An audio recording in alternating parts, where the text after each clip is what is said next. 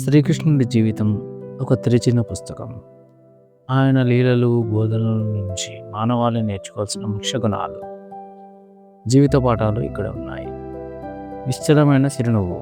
మొదటిది, కృష్ణ కష్టాలను ఎదుర్కోవడం. జీవితంలో ఎన్నో కష్టాలు ఎదురైన, ఆపదలు వచ్చిన శ్రీకృష్ణుడు చిరునవ్వుతో ఎదుర్కొన్నాడు. కష్టాలను చూసి బెదిరిపోకుండా వాటిని అధిగమించవచ్చని ఆయన జీవితం నిరూపించింది. రెండవది, నిస్వార్థమైన ప్రేమ. సుధాముడు, కుచేలుడు వంటి స్నేహితులను ఎటువంటి ప్రతిఫలం ఆశించకుండా సహాయం చేశాడు. స్నేహితుల కష్టాలను తన కష్టాలుగా భావించి అడగకుండానే ఆదుకున్నాడు. మూడవది, ఎంత ఎదిగినా ఒదిగి ఉండటం, వినయం.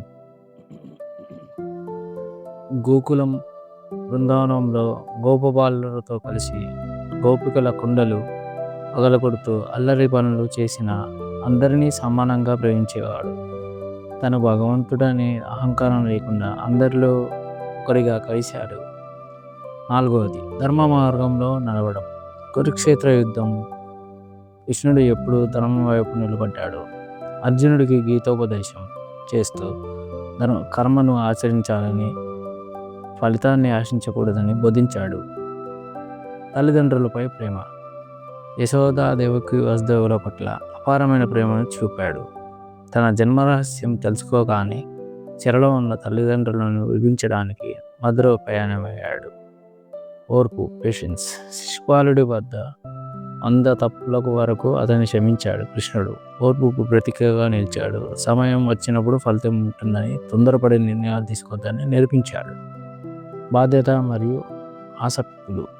గోవర్ధన పర్వతాన్ని ఎత్తి ప్రజలను కాపాడినట్టుగా తన బాధ్యతలను సక్రమంగా నిర్వర్తించాడు. ఎన్ని పనులు ఉన్నా తనకు ఇష్టమైన వేణుగానాన్ని, ఆసక్తులను వదిలిపెట్టలేదు. సమానత్వం. కులమత వర్గభేదాలు చూపకుండా అందరినీ సమానంగా చూశాడు. రాధాకృష్ణుల ప్రేమలో నిస్వార్థ సమానత్వం కనిపిస్తుంది.